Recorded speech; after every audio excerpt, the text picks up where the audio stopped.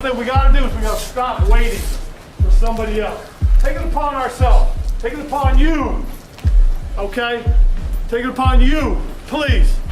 Take ownership, all right? Hey, you know, sometimes in this game, we play the game for specific reasons. Okay? And sometimes we play it for our family and for our loved ones.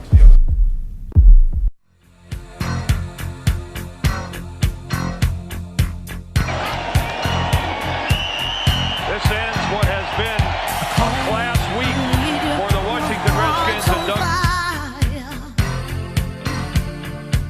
Redskins are the world champions.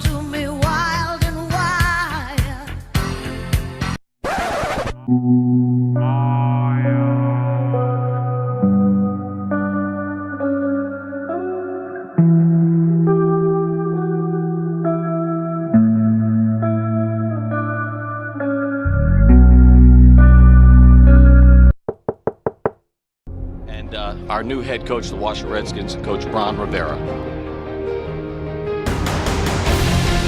Make sense, baby, let's go! Yes, sir! Yes, sir! Washington changed its culture, changed its name, and went from picking second in the draft to finishing first in their division.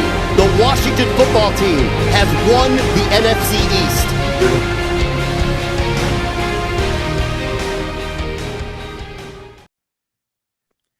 What's going on, everybody? Welcome to another episode of the HOGside. Oh, man, I'm having very technical difficulties with this new thing, Doug. I cannot hear you. Can you hear me? Say something. How about now? Can you hear me? A little bit. I can hear you a little bit. Let's just go through it. All right. If you guys cannot hear me, make sure you guys let me know ASAP so that we can fix this audio issue. No problem, man. No problem. Let's just knock it out, bro. No problem. So I hope everybody is all right. Everybody is good. This is now coming down to the end of the wire. It is the last 4 or 5 games of the season. It is rivalry month, as you all know it. The last games that we have is all rivalry. You know, so without further ado, I'm your host, CJ the Hog. This is DMV the Champ Brian, and I hope you guys are ready. We are ready, and we're ready to kick this thing into high gear. All right. Champ, how you doing, bro? I'm all right. It's a lot going on today right now at the moment. It's just a lot. I'm trying to get myself situated back again. Most definitely. Hold on, just bear with me, please. I'm trying to figure something out. Hello. Can you hear me? No.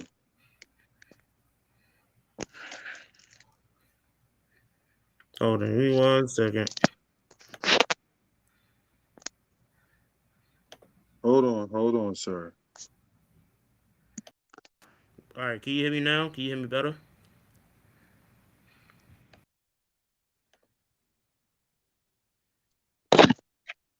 Hello? All right, can you hear me? Yo. Yo, can you hear me? You can't hear me? Yeah, I can hear you. Let's just go ahead, man. I'm getting irritated. Are you able to hear me? I can hear you a little bit. It's like the volume is so low. My phone and everything's turned all the way up. Don't worry about it. Let's just do this. All right. So we got, what's the weekly updates? What's the new rules on the COVID? The NFL just dropped it. They upgraded their policy. They had a choice.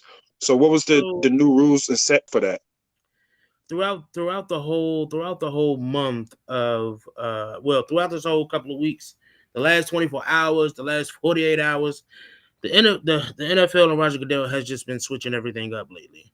So things haven't been set into stone, might I say. So pretty much from what I hear is that they have amended the COVID protocol rules to now the only way that you will be able to actually play is you have to have like a certain type of negative test and another type of negative test in order to play. I'm also hearing that you have to have at least one negative test to play. At the end of the day, you're risking these guys' lives. There is no immediate safety. There isn't no immediate safety with these guys. So I don't know. I'm feeling kind of iffy on this. Like, I think that they should postpone these games with these teams who has a major outbreak, like Washington and Cleveland, for that matter. Well, one that we both know they not. If they do push it a day or so back, that'll be cool of them. But that, I don't know. It's not just Washington, Cleveland too. It was also Jacksonville had a couple of players that hit the COVID-19 list. Yeah, that's a. I mean, a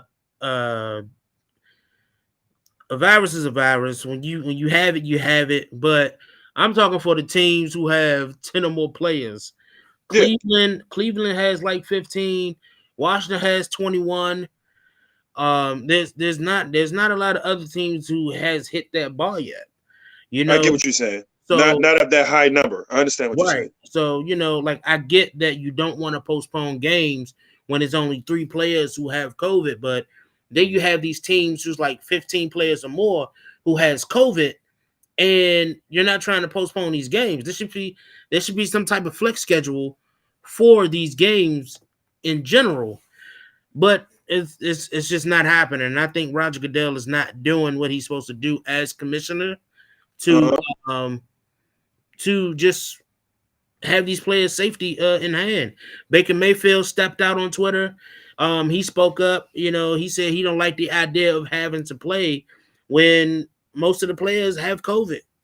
Most of the players have COVID. You shouldn't have to play. And I agree with him. Once again, this stuff is a touchy situation. It's a touchy situation because you got to understand this is a business. This is a business.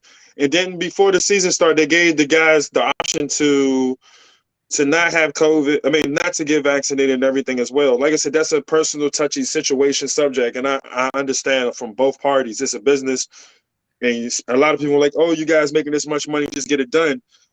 Like I said, that's a personal decision. Nobody wants to keep getting injected with chemicals and tell them they're going to be fine. And then again, you can still catch COVID. Then there's another strain. Right. It plays both ways, man. Everybody got to be responsible, just trying to be careful about it, but they need to come up with a better policy. Like I said, you said they have to have 2 negative tests within that week.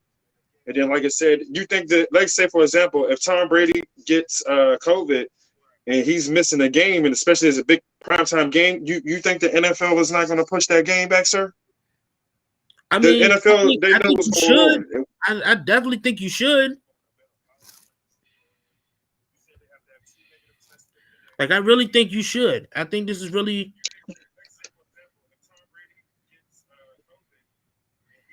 I really think you should.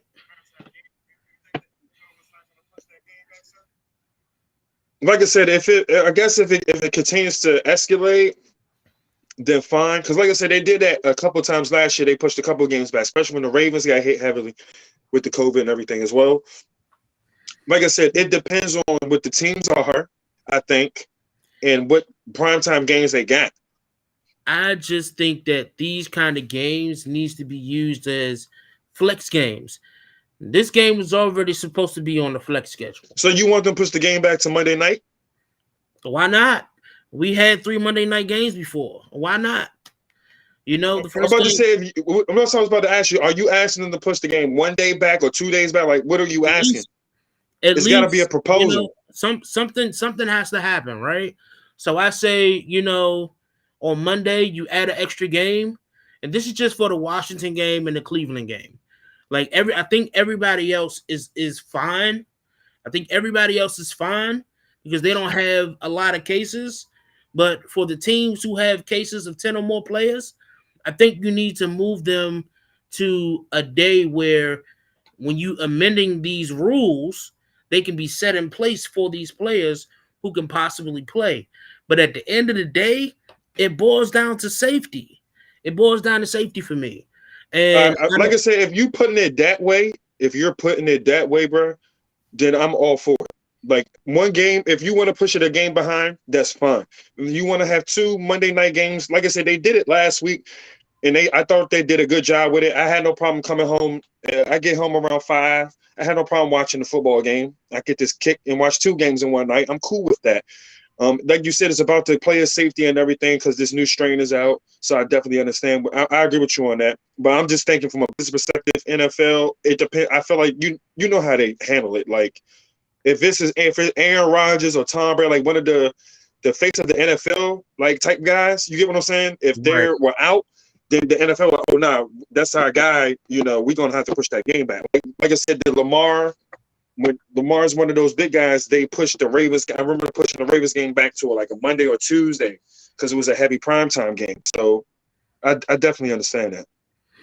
Yeah, it's just that, like, I think that for me, it's a little dangerous. Because at the end of the day, these guys has to go home to their family.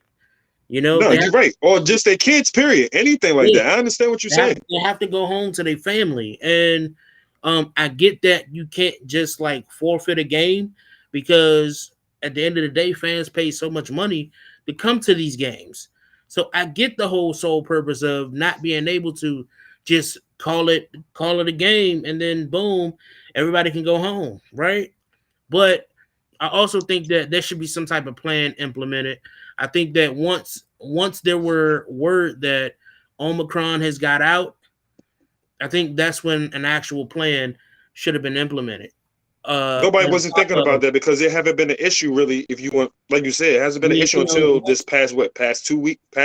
You're absolutely right. So, like I said, once there has been like more positive cases in the United States, I think that there should have been some type of plan implemented on top of the protocols that is already set in stone. Yeah, but like you said, this is a virus anyone easily can catch and anything. It's contact surface. These guys, everybody that's stating that they have COVID, once again, this comes back to what I'm just saying.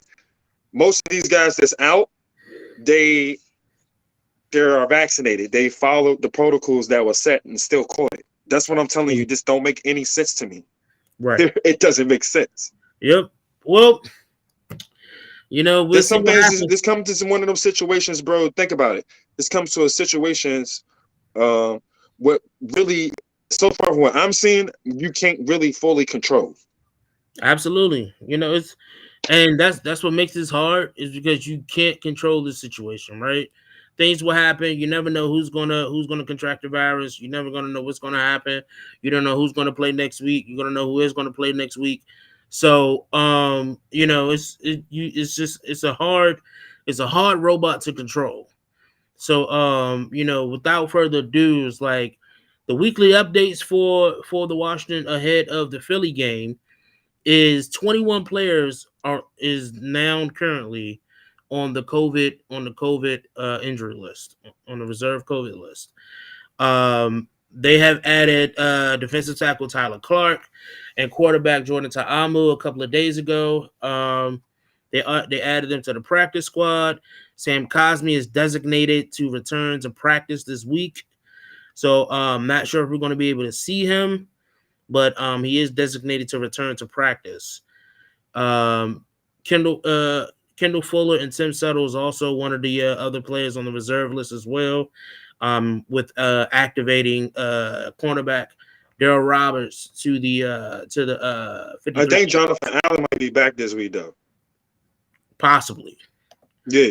Because his happened way early, so he might have a chance to just take his 2 days because it's supposed to be what, every other day or something, right? From when you supposed to be tested positive, right? Mm-hmm. Yep. So also Washington did go ahead and sign Nate Orchard and Hercules that's my man Mataafa to the practice squad. And last but not least, the recent guys who was put on the COVID list that has reached up to 21 is Sam Curl, Keith Ismail, and Tyler Lawson. And the football team signed the following free agent: defensive tackle Akeem Spence, Those who have been watching football, those who knows Akeem Smith knows about Akeem Smith. It's honestly, I'm glad to see Nate Orchard back on the squad. Cuz was a baller. He had a nice stretch. He knows how to get to the quarterback. Definitely, But definitely. This is going to be very, very interesting to see on Sunday because, like I said, right now Washington only have 40 players on the roster. That's just 40 players on this roster right now. 53-man roster and only 40 guys that is available to play on Sunday. So, it's all going to come down to depth. There's going to be a lot of guys who are going to have to take extra snap counts. So, you're going to see a lot of fatigue with this team. You're going to see a lot of fatigue. Taylor Heineke isn't 100%. There hasn't been no full-on decision on whether or not Taylor Heineke will play Sunday. So definitely. If my band ain't playing, we taking the L. Yeah, they got Kyle Shermer. So I don't even know who he is. Kyle Shermer. I don't even know who that quarterback is, bro. Kyle Shermer is the son of coach of the Patriots. Am I mistaken? Pat Shermer. You about to say Pat Shermer? Yeah. Yeah. So man, I'm at this point. We desperate, dog. I call Colin Kaepernick ass. I'm like, dog, we running the pistol the whole game. Shut up. Let's come on. We running the whole pistol the whole game. Yeah, we ain't got nobody to play, bro. Like, look, man, at this point, I got my Chase Young jersey upstairs. I can just throw that on. You know what I'm saying? And just, hold on, you said throw what on? My Chase Young jersey and just go ahead and suit up. Hey, bro. It's bad. It's bad, man. It's bad. So it's a little crazy. It's getting a little bit out of hand. For real, I say we still got 48 more hours. In 48 hours. I think like I said, but they passed this new protocol. They just announced today because they know they about to lose some money. That's the reason why they had no choice to do it. So it's supposed to be getting done. So, like I said, we got some guys that if they can test negative for 24 hours for like 24 or 48 hours 2 times in a row, they can play. We need all the goddamn help we need. This is what also there has been a lot of players who's been voicing their opinions about all of this on Twitter today. Like I said, Baker Mayfield being one of them, Myles Garrett as well. There's a lot. It's been most of the players from Cleveland. They just think that it seems a little bit unfair to have to be forced to play, under the circumstances. Well, not forced to play, but it's like, that I get what you're saying. It's against their free will. Yeah. That it's a lot of, it's a lot of, what do you call it? It's a lot. It's a big outbreak, right? And instead of going with protocol, I get that you don't want to lose money, but are you willing to risk your assets? Okay, let me ask you a question. If you was Roger Goodell right now, shoot, even the fans and anybody that's watching right now, if y'all was the commissioner, what would y'all do? Like, would you just say shut down all 32 teams for one whole week, and then everybody just sit there and watch games from last week for the week before pretty much you're asking the NFL to shut down for a whole entire week. Would you consider that for the safety of all 32 NFL teams? No, this is where a plan needs to be implemented, where that big practice squad pool that you created last year, I think that what you need to do is whoever was tested positive needs to not come to the facility at all until they are clear. And that's everybody. Everybody who is tested positive do not need to come to the facility. Therefore, you got to limit. This is what I'm saying. Limited free agents to work with. this is like I said, this is a touchy situation. What if your guy's already fully vaccinated, been following protocols, and he catches it anyway? So you're telling him, even though you guys have signed a contract stating of the protocols that's already set in place. So what you telling the guys, oh, okay, you're vaccinated and everything, but you had caught COVID again, and you've been following protocols, and now you can't come to work. I mean, that don't make sense. I mean, it's just the way it is. Like what you said, like I said, that don't make sense though. If you just, they're basically suspending somebody from doing the right thing. I mean, I get it. I just think that putting these players at risk just for the sake of money is just not good enough for me. It's just not. It's never has been good enough for me since this COVID thing has been ongoing. Even last season, you know, I think that they tried to do their best to, you know, run with the plan. They tried to do their best. And honestly, it worked out. It worked out. But this is a different situation now. There's just, you know, a lot of cases just coming up out of nowhere. It's a lot of cases coming out of nowhere. So honestly, right now, you just got to think about what's important at this moment. I'm not, like I said, I don't want to have to forfeit the game, but there should be some type of plan implemented where both parties are in the safe zone. That's why I was like, I'll shut down the NFL for a whole week. If you got more cases of more than 5 or 6 teams out of a whole week, and you got coaches and players and getting tested positive, then you shut the NFL down for a whole week. Exactly. So I guess we'll see what happens. You know, more updates will come as this COVID fiasco is still unraveling. You know, like I said, we have 48 hours until the Philly game. So while we're waiting for that, let's talk a little bit about looking ahead for this Philly game. But before then, let's talk about this Dallas game last Sunday. The guys didn't get the job done against Dallas at home. It was bad. It was a lot of injuries. I didn't think that it was a correct game plan set in motion with this team. I think we got too comfortable. I think you can show that we got too comfortable, and that once more guys were injured and was on this COVID list, I think it pretty much set a reality check in us. You know, I think that happened. It was just a lot that happened on Sunday. And so this Dallas game, it was bad. It was bad all around. The offense was stagnant. Defense did the best they could with the guys that they didn't have.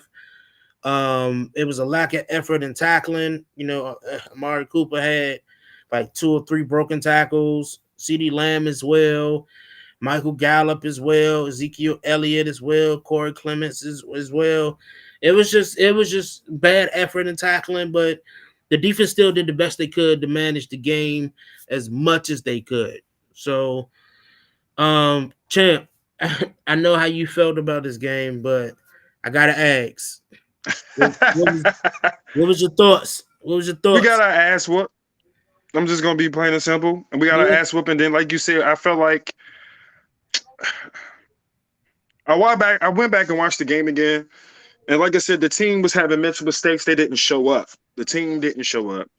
And like I said, the game was to me was too disrespectful before the game even started. Like I said, I knew what happened with Dallas bringing their benches because ours is broke because we have a cheap ass owner who doesn't want to take care of the stadium, doesn't want to do anything. He just want to collect money. So I understood why them guys brought their own their bench warmers, because they got the heat works on them. I didn't even know they were broke, bro. So that right there is just terrible. Second thing, I'm gonna be honest with you, your boy Scott. You know how I feel about him, man. Your boy Scott, and then your boy Antonio Gibson. It's like, that's what I'm saying. I'm letting all this play out, and I feel like everything I called out that you was defending is just like it's unraveling in front of you. It's like I don't understand. Like, you had a system working, you had a scheme for this team working. But I guess getting down, by 24-0, he got out of his scheme. And then like you said, that COVID list and the injuries, it was only so much it could last long. Yeah. Do I think? And then I think about the game was, like I said, the scheme just went left. And then I ain't feel like we was really out of that game because Dak was playing like trash. We stopped Zeke. They really wasn't running the rock on us like that. And I'm like, dog, we lost this game. So I really want to just get past this weekend. I want to go back I want us to go to Texas and pay. I want payback for that. I was pissed off for the fans who paid their tickets for that game. Like, not only then you got to hear Ron and them come to the game, show your support. And this is the shit y'all give us, man. So you give us a half of football, half of football. It was upsetting because the fans even got heckled by the Dallas players on the other side of the sideline. And, people ask, why it's a shame that fans doesn't go. And this is what we were talking about a couple of weeks ago. Game day experience plays a major part. It plays a major part. I'm sorry. I hate to say it, but as a fan, you have to make me want to stand in the stadium. You have to make me want to go to the stadium. Now, what I can say at FedEx Field is that the tailgates are amazing. The tailgates has always been amazing. That's it. The tailgates has always been amazing. You got a bunch of guys. The Washington football team tailgating is like that, but they trying to steal the joy out of that too. So it's like it's just, man. I don't know, man. I don't know. Yeah, I just want to give a major shout out to the Hog Farmers charitable organization for always making the game day experience for fans at the tailgate as fun as possible. They do invite everybody to come through and kick it for the tailgate. It is a nice tailgate experience. If you guys have ever been to the FedEx Field and if you guys see the Hog Farmers, just go ahead and step over there. Keith will be there. Jeff will be there. And just make sure that you guys kick it with them. It'll be a nice experience. You'll meet multiple Washington football team fans that just have the same drive and passion as you do.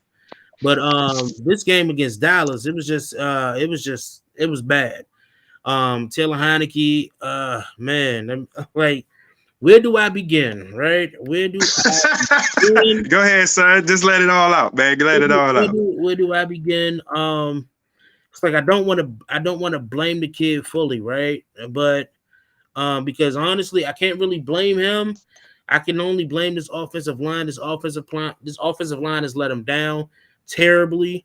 They left him out. It was one game. Yeah, you absolutely. I know it's a big game. That one game, that O-line has been put together by patch. We down to a 4th and 5th strings practice squad guys, and that line was still moving. But that one game also almost took your boy out. I know, son. I'm man. He was getting his ass steamrolled. Every time and they was making Michael Parsons look like he's a superstar. I don't think Cuz is real yet. He's good. But once again, I'm telling you right now. Once again, this comes down to what I'm trying to tell you earlier when you was disagreeing with me about shit. About your boy Chase Young. There's a difference between elite pass rushers and then you have Jadeveon Clowney. Right now, in my eyes, until next season, he has to show me he's Jadeveon Clowney. And Jadeveon Clowney's having a decent ass season right now too. But what you call on the other side? So it was scary because it's like every time I see Michael Parsons get free, I know Taylor Heineke is done for. He's done for. So key takes the one of the key takes from the game is once we go down 24 points in the hole before halftime, it's hard to play catch up. It's hard to play catch up. Yes, we almost pulled off a win or overtime game, against Dallas. Yes, that happened in the fourth quarter. But we played catch up. There were a lot of desperate plays called. There was a lot of desperate throws thrown.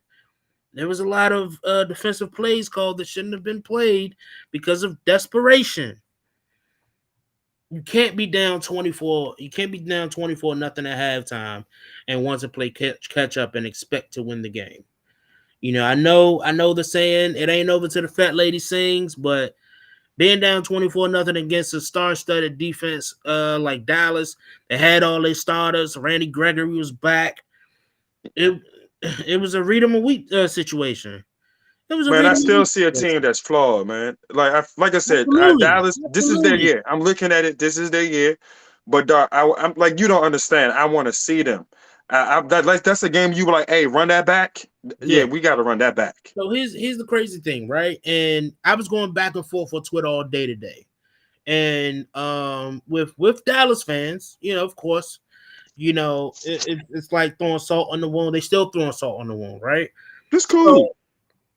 So, it's cool, right? So, they were saying, "Oh, Dak Prescott had a great game," and I'm like, "No, he didn't. He didn't have a great game. He had an okay game. He had a Taylor Heineke game, and that's not nothing to brag about. Not throwing salt on Taylor Heineke, but people who actually watch Taylor Heineke know what I mean. He had a Taylor Heineke game. 200 yards, a touchdown, 2 interceptions. He was 25 for 30. He was 25 for 39.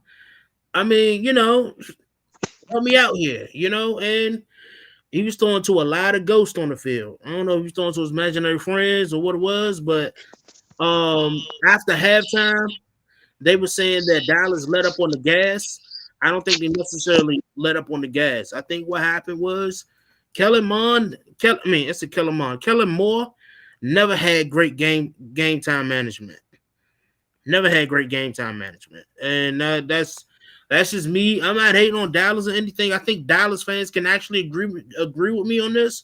Kellen Moore, the offensive coordinator, he doesn't do well with managing the league. And you can see that throughout the season. It's the defense. Dan Quinn has really shaped up that defense to what it is. But that defense is sweet. I'm telling you. Yeah. Your boy sugarcoated. I'm telling you. Even when we was about to drive the ball down the field and score, your man keeps fumbling at the wrong critical times of the game. Mm-hmm. Your boy coughing the Joan up, Slim. That's what I was like, man.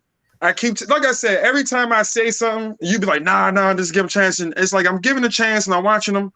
It's like, dude got the potential because he run hard, he can catch. But damn, man, he puts that joint on the carpet at critical. It's like he does it every time in critical drives of a game. When we about to take the lead, he'll fumble that joint. Also, or to close the game out, he'll fumble that joint. Also, remember that he's still a wide receiver in transition to a running back. I just want to let people. I want to get people to understand this. There's no excuses. There's no excuses for why you fumbling the ball 6 times in a season. But I gotta give him the benefit of the doubt because you're still a wide receiver transitioning into a running back. And he's a goddamn top 5 running back in the league. I know. In the NFC. And that's in running yards. In the NFC. Yeah. So, like I said, I just don't. He's another player. I feel like he deserves one more year to see what he about. Because, like I said, this is his second year as a running back. So, but yeah, he can't keep coughing that Joan up, Slim. Shout out to Cam Sims telling Trayvon Diggs, not today. Man, I'm not even. Man, you know how I feel about Cam Sims. I've been screaming about Cuz ever since last year. They keep carrying him, Slim. I ain't got nothing else to say. You know I've been screaming that since last year. I feel like he proved himself last year, and everybody was like, "Oh, nah, he's Cuz can ball." Here's the crazy thing, and here's the fact that I threw out. And people have been saying, "Oh, Trayvon Diggs only catch interceptions through average quarterbacks." Well, guess who he didn't catch an interception from? Our average quarterback. You know, Trayvon Diggs didn't have an interception, but he did manage. He did manage to shut Terry McLaurin down, which we haven't I'm seen. telling you, yeah, but that's only. I'm telling you, I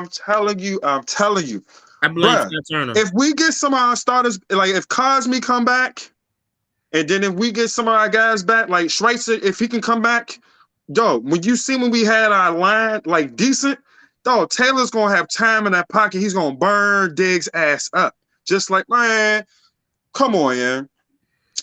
Look, listen. When you got that pass rush coming, dog, and you going up against 4th-string offensive linemen, bro, you gonna look sweet. They look like they was the 85 Bears. They looked this sweet. They had my man pancaked on his ass. I felt bad for Heineke. He was trying to thug it out. And then I was like, please don't tell me he torn his knee up. He didn't, thank God. But he messed his elbow up on his throwing hand. So it's like, bro, he got steamrolled. My man he looked foggy. And then everybody turned their back on him that quick. That's why I hate the fans for this team too sometimes. Everybody was screaming, oh, Heineke might be the guy. And I'm just sitting there, I'm like, yo, let him play. This is his rookie season. This is pretty much a rookie season.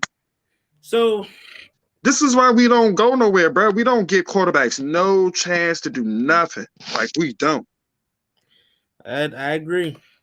You get 5 to 6 games. If you look like pure trash, next. I've been waiting to do this all week. High takes from the hub. Listen, here's my first one. My first one is Washington is much better than everybody think they are. You give us our starters. You give us our starting offensive line. You give us Montez Sweat back. You give us Jonathan Allen back. That Dallas game would have been a different story. Another take. I'm starting to see the inconsistent. Well, not starting to see. I think it's settled that Scott Turner cannot call plays consistently. I don't think he's consistent in play calling. There's a lot of people who says that he might get the head coaching. He might get a coaching gig in Chicago, and I'm like, let him go. Yeah, and it's like I like Scott Turner. I see what Scott Turner can bring, but man, I take Greg Roman over that dude, son. That's how I feel. I run pistol the whole time with Taylor Heineke. You got me help. Like I'm telling you, dog. Like your boy Scott kills my soul. And I've been feeling this way since, bro. I've been feeling this way since last year, bro. I'm just like, that's Ron's man. That's Ron's man. And it's like even last game, there was no creativity with the run game and nothing, dog. I was like, you ain't running no sweeps, no reverses, none of that cute stuff you was running a couple weeks in a row. Yep. Where'd that shit go? And is it because we running with 4th-string offensive linemen and you can't run it that way? Is that the reason? Honestly, I think that's what it is. I mean, you gotta be real. You have a playbook specifically for the first team and the second team. I don't think you have a playbook that is designed for this 3rd string or 4th string offensive line. I mean, because there are guys who play in a position that they don't play. You have Sadiq Charles. They got Sheriff taking snaps at center now. Our all-pro right guard is learning how to play center. That's how bad it is. And we can't make no excuses. It is what it is. Yeah. It is. Just go there and try to compete, but don't get out there and get our ass steamrolled, and then you want to come out second half and like, all right, I'm ready to play football now. Come on, Slow. Absolutely. You can't win games like that. And if we lose this week, we're outside of the playoffs. We're going to be in the hunt. We went from a 5th seed to now we fighting and holding on to this 6th seed. Because if the playoffs started today, we in the playoffs. Like, come on, man. We gotta show up, man. Can't honestly. And Philly ain't no joke. Is Jalen Hurts playing? He might not. That's the thing. Man, Gardner Minshew, he's like Taylor Heineke 2.0 to me.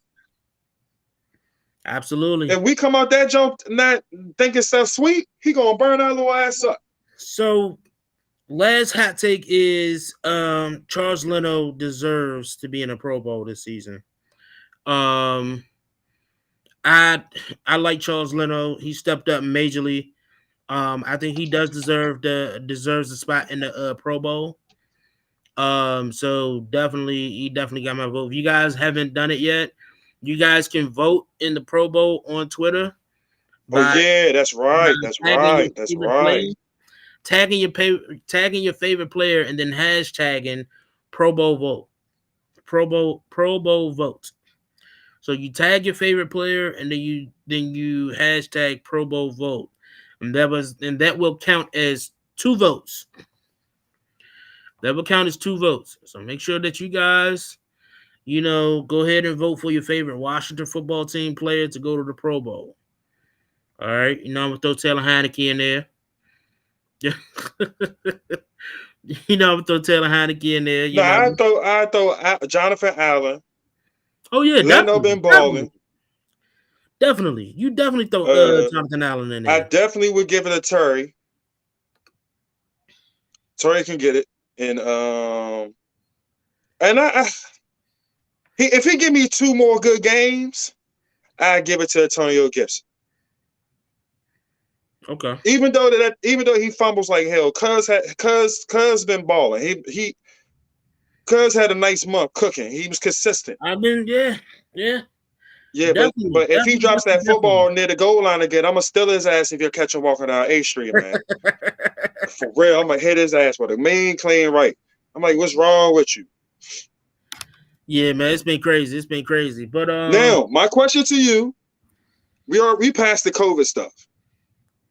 My question to you is, with 4 games left, Taylor Heineke has over 20, I think he has 20 or 21 touchdown passes so far. And if he plays the remainder of the season, I believe he's on the pace to probably throw, I say, maybe 25 to 27 touchdown passes. I want to hear you right now, or do you think you still need more time in the next 4 games? I want to know what is your overall of him right now. We've seen some games of him right now. Do you think we should continue to try to build around him, continue to let him develop, and also still draft a quarterback? Or do you still like we need a damn quarterback? Like here's what I see. Taylor Heineke right now is the bridge player. He's the bridge quarterback. Taylor Heineke will remain the starter for the rest of the season. In the season, he might get an extension. He might get tagged. He signed with us for a few years already. Yeah. So he just overachieved. Exactly. So whether or not his agent try to get a restructuring on his contract, that's what matters. But right now he is a bridge quarterback. I think we will go out and draft a quarterback, and that young quarterback will be the start of the bridge for him to start. This right here, this opportunity is only Taylor Heineke's opportunity to lose. It's nobody else's. This is now officially Taylor Heineke's opportunity to lose. You can lose out. You can lose out in the first 4 games of next season and allow this young guy to come in. Or you can be the bridge and play as long as you can in the 2022 season until Ron Rivera feels that this young quarterback that we draft is ready to step in and play. I love Taylor Heineke. I think he brings a lot to this offense, but Ron Rivera wants his franchise guy. It's not what Scott Turner wants. It's what Ron Rivera wants. And what Ron Rivera wants is his franchise quarterback. He had Cam Newton. So definitely Ron Rivera is going to be very aggressive when it comes to what quarterback that they draft, depending on where we are at inside of the draft. There's some decent guys. There's some decent guys who fits that bridging the gap player. There's some guys in this draft right now who can be that bridge, who's not looking to start right away, but don't mind to sit. And if we need him to come in, he can come in and be that gap. But right now, I think Taylor Heineke is safe where he's at. I don't. There's nothing bad that Taylor Heineke is doing that is major that would look like his job is in jeopardy right now. Okay, but my question to you is: you had everything you said was good.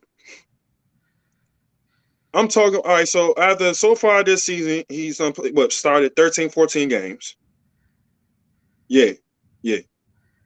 So my question to you is: would you be aggressive? My question is: are you still like, dog? We need a damn quarterback. Because, like I said, me personally, the draft that's coming out next year, outside of the dude Pitt, no one else really impressed me. I'll wait the year after and try to see if I can get Bryce Young, somebody who got, you know what I'm saying? Like, if you're going to get a quarterback, it's time for us to upgrade, get a dog. Like I said, the Deshaun Watson thing, nobody knows what's up with that. I'd be highly interested in doing that. Or like I said, or try to get somebody that's, if you're going to get a quarterback, it has to be better than what you have. And to me, the only problem with Taylor Heineke, like outside of him not having a strong arm, what else really I mean, his accuracy has to improve some more. But I'm like, dog, once again, I'm like, I don't know. It's something about him. I'm being honest with you. The dude got some swag. He can ball. Like, Cuz can ball. And we haven't had that like that since Kirk left. We've been running through just scrubs. So to answer your question, no, we don't get a quarterback right away. Here's why: is because, like I said, this is only Taylor Heineke's job to lose. I think that we need to first build around him. Thank you. So my question, have you personally feel like he's shown you enough to we can still roll with him in the future?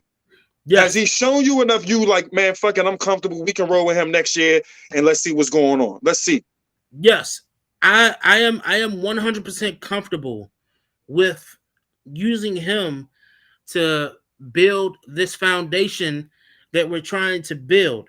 We already have a few pieces in stone. We got Terry McLaurin. We got DeAndre Carter. You know, we need another wide receiver. We need offensive linemen. Sam Cosmi is perfect. We got Charles Leno. We got him on the other side. Perfect. We still need another interior guy. We got Chase Roulier. And honestly, I'm not 100% sure on Brandon Scherf right now. I'm not. I'm not. You know, I love the guy. I love for how long you've been here. I love what you brought to this team. But Father Time plays a game. And the game he's not old. He's not old. But because of his injuries, it's playing a toll on him right now. And I hope he realizes he's not worth what he think he's worth. Even though his resume says he is, but if you watch the games, I would like to keep him, but at a team-friendly cost. If he don't, go get your money. I'm not gonna stop you. Here's the thing. Take away from the injuries. It's like, okay, you worth it. You worth it. But then you can't take away the injuries because it happened. It's not even the injuries. It'd be penalties too. Yeah. Dude, you had about 15, 16 penalties this year. It's too much. And then you got he wants to be paid one of the highest guards in the league, period. And then you got injured 3 times. So like I said, it's just I just feel like the kid to me showed me enough that I said, I feel like we should just build around him. I don't think we need to go try to draft a quarterback in the first round. I don't think, not this year at all. Second, third, I'm cool with that. But first round, man, get like you said, get a dog, get another playmaker here, get somebody that can just take the top off, or get somebody we can have that weapon that's scary. We need something like that outside of Terry McLaurin. And like I said, if Antonio Gibson continues to get better, that will be another solid piece, because I feel like we still need a franchise back. We a dog. Yeah, we just need somebody in. And hopefully Antonio can keep growing into that. Like I said, he deserved. He's another back. I feel like he has one more year chance for me. I've seen enough from him. He can play. He's good. I just don't like he fumbles at the wrong time. That's my issue with him. Here's the crazy thing, right? And I feel like we also need a nice lockdown corner too. Somebody who can follow a number one, who's good enough to get a number one follow guy around. Yeah. So right now, Brandon Scherf is a free agent next season. Okay. So Brandon Scherf, you're either going to take what we can offer you, or like you said, go get your money. We're not going to stop you from getting your money. So now we got to move on, right? Where are we going to move on from? There's a few guys that has been on my radar that is supposed to be free agents next season. Alex Lewis from the Jets, Laken Tomlinson from San Fran, Mark Glowinski. He's with Indiana. AJ Cann with Jacksonville. There are interior linemen that is going to be in the free agency that doesn't cost a lot of money that you can plug in. Honestly, I think that you need to spend the most of this 50 to 60 mil that we are due for next season. This 50 to 60 mil that we are due for, most of that needs to go to our offensive linemen, and we need to restructure these contracts for our young guys as well.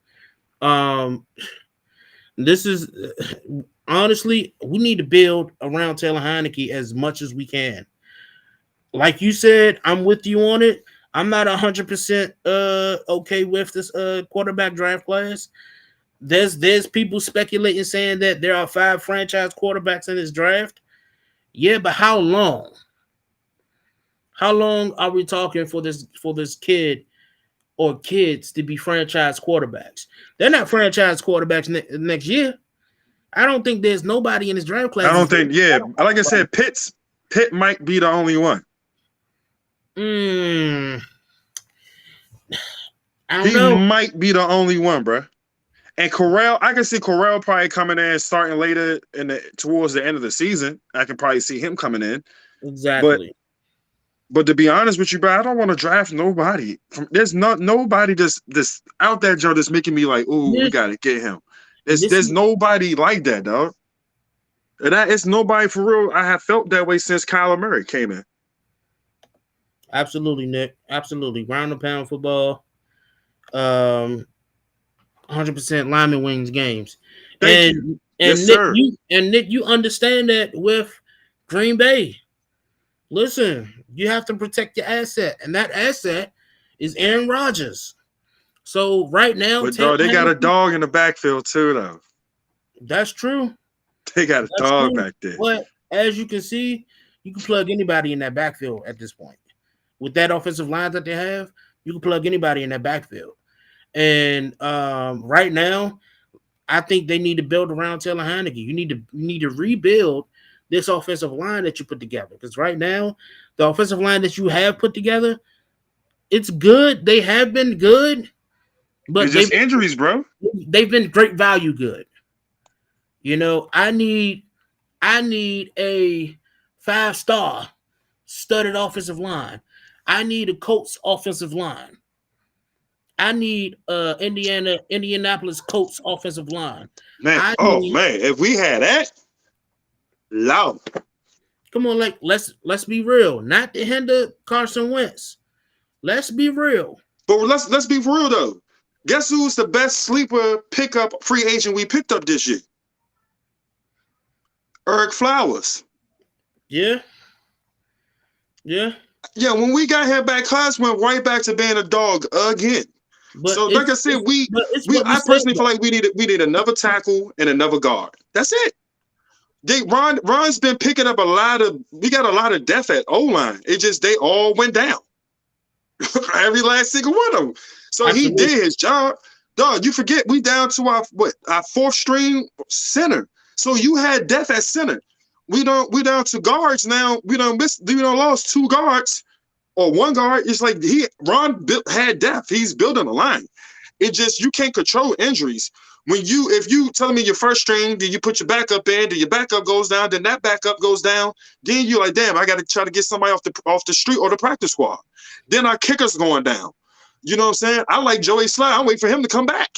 So it's like dog, we've been hit with the injury bug this year. It has happened. This ain't the first time this has happened. So you said, you know what I'm saying? You forgot when we had Jay Gruden, he had down there 20 players on the injury reserve list. This is COVID. Everybody crying about COVID. We was on injury reserve, like they were done. So you said another wide receiver, right?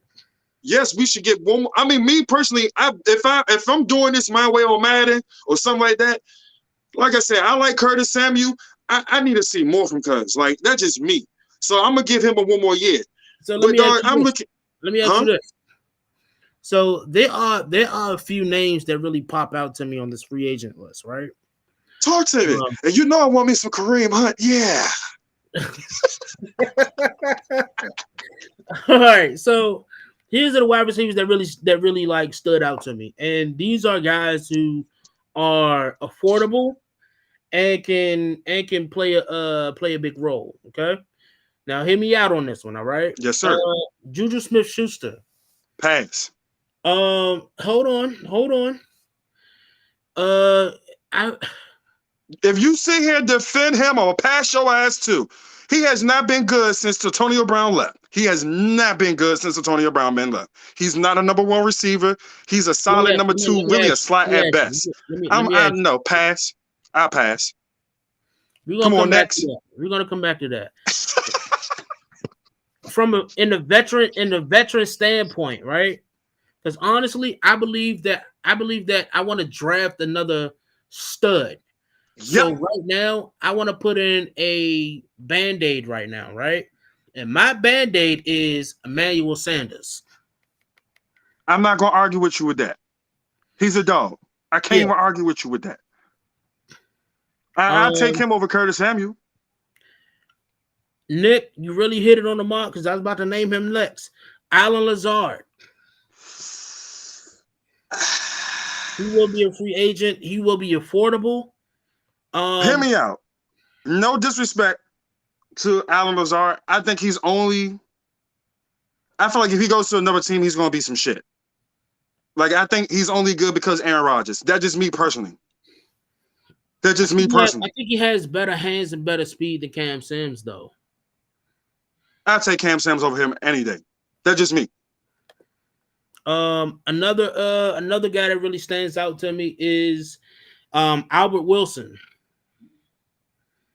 Albert Wilson. He's still hold on with Kansas City? No, Miami Dolphins. Albert Wilson. He really stands out as well. And Mike Williams. Which Mike Williams? From the Chargers. Yeah, he a dog. He's a dog on the low. Yeah. He's a dog. See, that's the best. He's the best one. I would take him or Emmanuel Sanders. Everybody else you done name? No. And here's my wild card. Ooh. And I want you to really have an open mind about this. Okay. All right, you ready? Stop playing, man. What is it? D.D. Westbrook. Oh. Hear me out. I like him. I'm a fan of him. When he was with Jacksonville Jaguars, Cuz was like that. He was balling. He's with another team right now. Who is he with now? D.D. Westbrook is with Minnesota. So he's playing with Kirk and them. So, man, I would take him. I would take a chance on him, but he got hurt. But I would take a chance on him. That's a hell of a wild card you threw out right there. Yeah. I've been watching D.D. Westbrook for a couple of years. The reason why I say he's a wild card is because of the injuries, right? Yep. But he'll be very, very affordable. He'll be very affordable. Hey, that's a trick up the sleeve card right there, my man. Yeah. And I think that of course we'll have Curtis Samuel. I'm not sure if Adam Humphries will be back next year. Hey, Adam, I'll keep Adam again, Slim. Adam been a dog all season. Nobody ain't showing him no respect. Yeah. He been balling. But I think that you could find another Adam Humphries though. You know what I'm From saying? whose son? Whose son? Said who? Yeah, Josh Reynolds. pass. You can say you pass all you want, but Yeah, dog, you talk about somebody that, think about it. The games we've been watching, Adam Humphries have made some clutch catches consistently. so have Josh Reynolds with Jared Goff. We talking about Jared Goff here. You know, I think right now Jared Goff would be the perfect, not perfect, but if I had to choose, like that's only if Adam Humphries is picked up before we can re-sign him. I think Josh Reynolds would be another would be another good comparison for him to compare those two guys. Sure hands. Adam Humphries is not as tall. Well, Josh Reynolds, he do have a longer wingspan, so he's able to catch those low area balls that that we keep away from the defensive back. We need a tight end too. Yep. And so that's I why like Logan Thomas. I like him, but he's a bridge guy right now. Unless he come back next season dogging out. I don't know, man. I don't know, man. He's a dog, yeah. He slept on, yeah. I feel like he ain't getting enough shine yet, but he can't stay on the field either. That's not his fault. Especially the injuries he had. He got his shit rolled on. Here's a few guys that really stood out to me, right? One, OJ Howard. David Njoku and Hayden Hurst are the three guys that was on my radar as far as free agency. They're not free agents no more. Hayden Hurst will be after the season. And Njoku just signed. I think he's staying in Cleveland. You sure? I didn't hear anything about him getting re-signed. Well, that makes sense with Austin Hooper being injured, and Njoku has been really did step up. And who did the Patriots pick up? Who's the two tight ends they picked up this year? my Hunter Henry. All right, so they picked up Hunter Henry and it's another tight end. They picked up another. Was it Jonnu Smith? I think so. Yeah, Jonnu Smith. Yeah. But they all signed to long term though. Yeah, never mind. Yeah, David Njoku would be interested. That I would like to get that. My wild card is Gerald Everett. That's my wild Gerald card. Everett from Seahawks. Yeah, that's my wild card. And here's why. I think that right now the Seahawks isn't the best fit for them because we never really seen great tight end play from Pete Carroll since Jimmy Graham. Didn't they have Mercedes Bennett too for a year? Yeah. Again. Mercedes Bennett's a dog. He just can't stay healthy. Yeah, Martellus Bennett. I mean, no, but you're right. Jimmy Graham. I don't feel like Jimmy was it. I don't feel like Jimmy was it. Jimmy wasn't Jimmy unless he had Breeze on the ball. Even when he came to Seattle, he still wasn't the same to me. He was foggy. Yeah, but they still got the ball to him though. As far as running backs now, just give me Kareem Hunt. If we get our hands on Kareem Hunt with Antonio Gibson, that is scary. That's a scary ass backfield. Kareem Hunt's a number one running back, dog. He's a number one back. We'll have to trade for him though. Is he? He don't think he's just contract. Did he resign? Yeah. Son of a gun. Yeah, he resigned. Man, Cleveland ain't stupid. Yeah, but the other running back, Dearness Johnson, he'll be a free agent next year. Keep going. Next year. Another guy that really did stand out to me that I will really try to really bite the gun on is Cordero Patterson.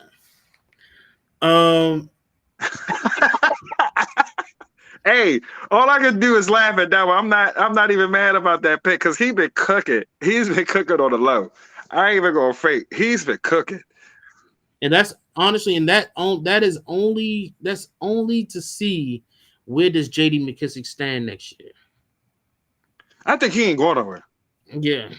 So because a lot of teams will pick him up quick after they see what he's done for the past 2 seasons. We'd be stupid. We let him out the building. To be honest with you, I agree. The only way I can let him go out the building is if we get Kareem Hunt. And my wild card, you ready? I'm ready. I like your last wild card. I want to hear this one. This kid didn't really wild out this season. We thought he was going to be better than what he was last season. But we're talking about ex-Super Bowl champion Ronald Jones. Hear me out. I think he needs to be when he was in the draft, when he was in college, Cuz was like that. And then I wanted the Redskins to draft him back because he's fast. But as you can see, he is not a number one back. I don't think he's a number one back because of his health injuries. Like, Hear me out though.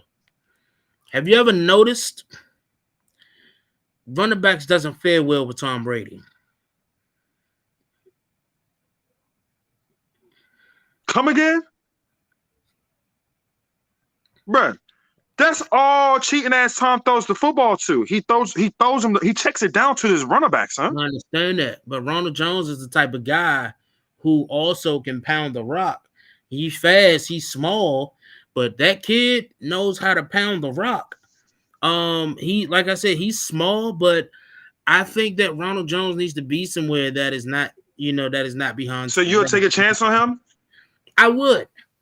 After we took a chance on Bryce Love, I think that we can take a chance on Ronald Jones. Man, don't mention Bryce Love, man. That's another bad one. Man, don't mention. You about to make me cry. I wanted just to watch him take a couple of snaps so bad.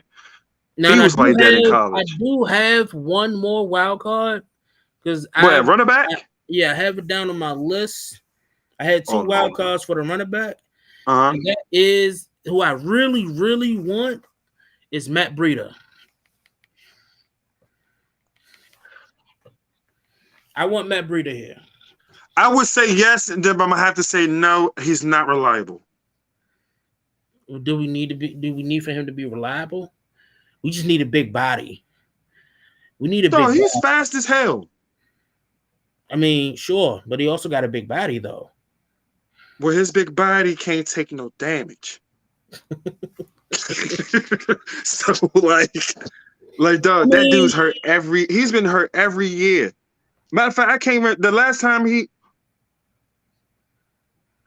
remember him having a good season until the San Fran went to the Super Bowl. So who do you think will fare out? I would need to see that whole list. Like I said, I want Kareem Hunt. Kareem Hunt he's what we need for our offense. Him and Gibson, oh my gosh. So Kareem Hunt in the NFC East, bro. You got that's a every down back, catch, run, makes hole when they in a hole. He makes a hole. Dog, oh come on, man. Dog, I don't care what nobody say. Kansas City ain't never been the same since they cut him, son. I don't care. The little younger they brought in from LSU, he's solid and all, but his little ass gets dinged up. Kareem Hunt, dog. When they had Kareem Hunt, dog. He can run the ball on you. He will catch that joint, take it to the house. Man. Let's turn the page for a little bit. Let's go to cornerback. Who's the free agents? Obviously, we need some cornerbacks. We just need one. I'll take two if it's cheap. We just need one. I'll take two if it's cheap. Now, hear me out. I'm not sure where exactly this is going to stand because I think that he's going to get re-signed, but I think if the money's right, I think we'll be able to pick him up. J.C. Jackson for the Patriots. Number 27? I think so. Didn't he have a lot of interceptions the last couple of years? Yeah. I think he's going to resign. He now has 7 on the year. I think he's going to resign. He's a ball hawk. I see him going there or maybe the Ravens. True. My next pick that I had on my list that I have is Vernon Hargreaves.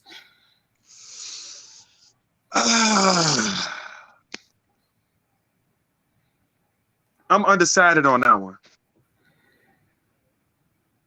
And You got to come back to me on that. I'm really undecided on that one. And last but not least, Eli Apple. Pass. Pass?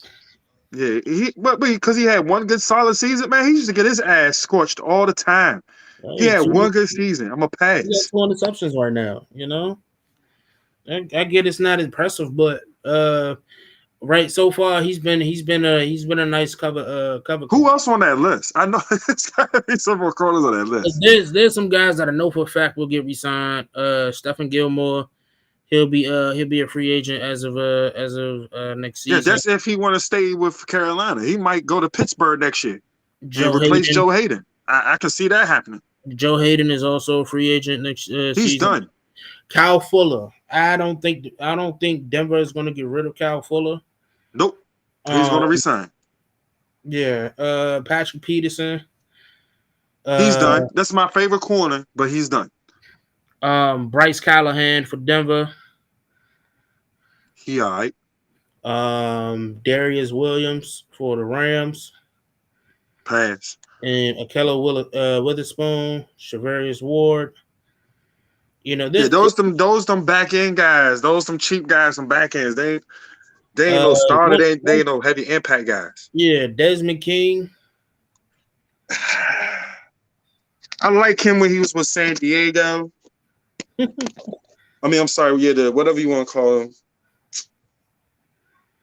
Yeah, I'd rather draft a corner. I mean, look, they're gonna be cheap. They're gonna be cheap though, right? So I say, you know, either Steven Nelson or Desmond King.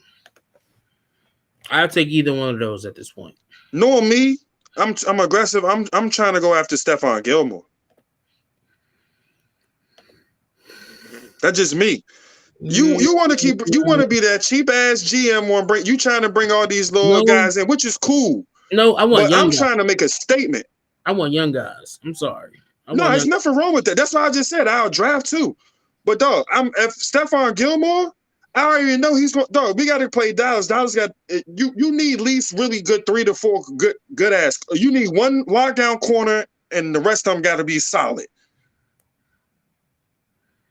That's just like the Ravens. The Ravens got Marcus Peters, Marlon Humphrey. They got some corners. They got some number 1 corners. They just get hurt sometimes, but you got dudes that will follow dudes all the way around. Yep.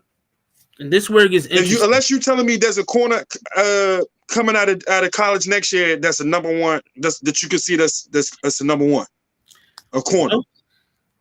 Nope. Because if I could correct me if I'm wrong, last year had all the corners. Yep. So this is where it gets interesting, right? Linebacker. We need another middle linebacker. So, unless what you call this going to stay. Unless he's going to convert full time to linebacker, and I don't see them doing that. I got 4 guys on this list, right? 2 guys from a veteran standpoint, and 2 guys as a young hungry guy, right? Let me hear. 2 of these guys is very expensive. The other 2, they're cheap, but they're very but they can be definitely we can fill them in, right? Pick number 1, Dante Hightower. He's good. He's damn good. Number 2, Anthony Barr. He's gonna resign. Yeah. I don't see Minnesota letting him go. Cause good. That's a ball hawk linebacker. Yeah. They're not letting him go. Actually, here is another guy that really stood out to me as well. I meant to write him down. Is Anthony Walker. Anthony Walker. So those are my three guys. Who Anthony Walker from who? Cleveland. Cleveland? Yeah. What's his number? I can't remember his number by heart. All right. If you talking about number 52, I think so. that's that's the dude. That was that line. He was that linebacker that we was in the preseason. And he had them 2 picks. That's him. Yeah, that's him. Because he was like a walk on. He was an undrafted free agent. I think I know who you're talking about. That's I'll take a swing at him. All right, so here's the guys that's gonna be cheap, but can actually really play a key role in this, right? All right, here's one, Leighton Vander Esch. And the reason why he's on my list is because seeing how everything's starting to come together with these guys, with Micah Parsons and their other linebacker that they drafted this season, everything's starting to come together, and I think they're starting to push out these guys who been here for so long. Leighton Vander Esch is one of them. And he will be a free agent next year. Not sure if they're going to sign him or tag him, but I think that if the price is right, we can definitely get our hands on him. You will take a stab at him? Yes, I will. Even though he's injury prone. He's heavily injury prone. He's hurt every fucking year. Every year. He's good when he's on the field. I ain't gonna sugarcoat it. I'm not gonna sugarcoat it. He can ball. He's good. He's never played a whole season. I guess we'll see. You'll take a stab at it though? The only way I take a step, he got to come dirt cheap. Like he got cut cheap. Right now he's set to make $3 million a year. Man, I give his ass 1 point some or two, and then add some incentives on it. He ain't gonna take that. Just right now he's not a $3 million linebacker. I mean, he got 2 sacks and over 50 tackles so far. How many? He got what? Over 50 tackles. And how many sacks? 2.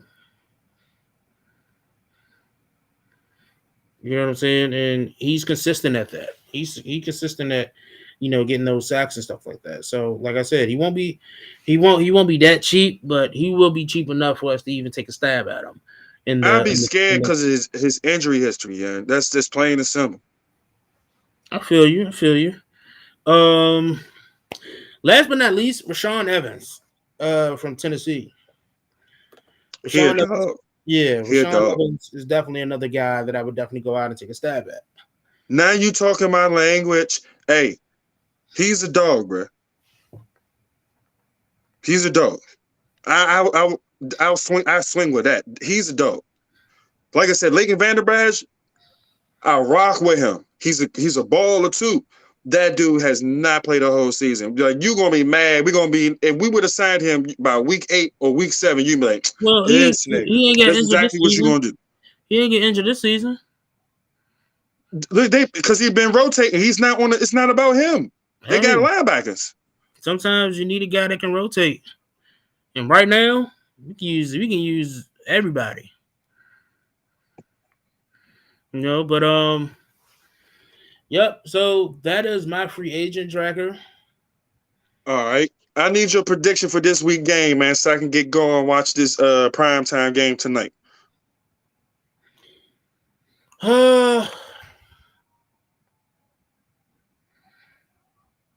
Like you don't really like oh man. 14-10. Washington.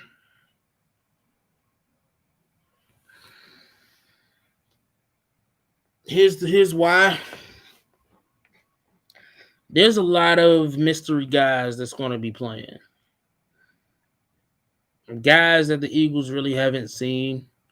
Guys there's not really a lot of film on them. So I don't know. It's very hard to call because there's a lot of anomalies at this. COVID hit us bad. The Eagles has a lot of guys that is injured as well. They have a lot of guys injured on the side. Fletcher Cox being one of them. Like so far, Derek Barnett, Fletcher Cox, Jordan Howard, Jalen Hurts, Lane Johnson, Patrick Johnson, Jason Kelsey, Miles Sanders, and Steven Nelson is all on the injury list right now and has been limited in practice today. So I guess we find out what happens Friday and then Saturday whether or not they will play or not. But there's a lot of anomalies with this game. Injuries playing a big part on both sides of the field. COVID playing a big part on both sides of the field. So I guess, it's just hard to call it right now. But I have faith in Ron. Ron has been very adamant on next man up.